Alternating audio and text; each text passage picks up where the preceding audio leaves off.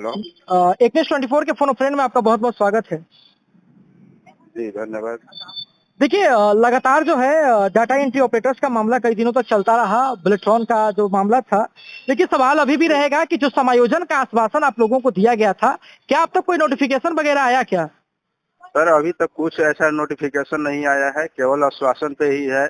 और ऊपर से हम लोग का जो 10 दिन का हड़ताल पे जो मतलब वेतन कटने के कगार पे है, जिसकी वजह से हम लोग बना नहीं पा रहे हैं वेतन।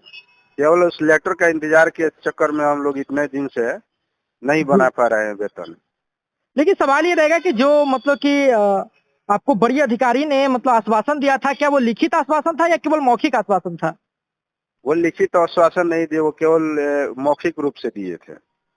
मौखिक रूप से आपको आश्वासन दिया गया जी, था। जी, जी।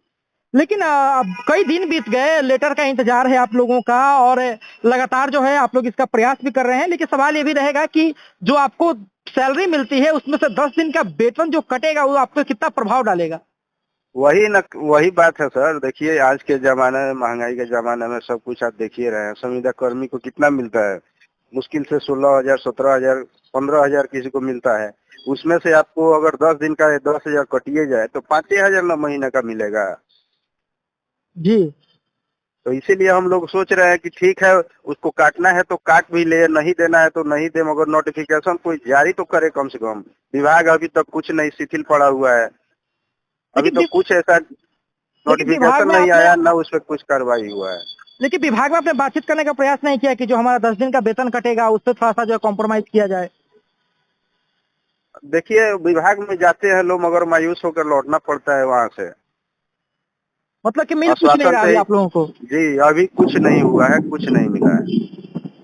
लेकिन सवाल ये भी रहेगा कि जब आप लोगों के पास इतनी सारी संख्या थी, कितने अच्छे से आप लोग धरना कर रहे थे, लेकिन जो आपको आश्वासन दिया गया उस आश्वासन के भरोसे आपने तोड़ दिया। लेकिन क्या अभी भी आपको उम्मीद है कि नोटिफिकेशन आएगा आपका?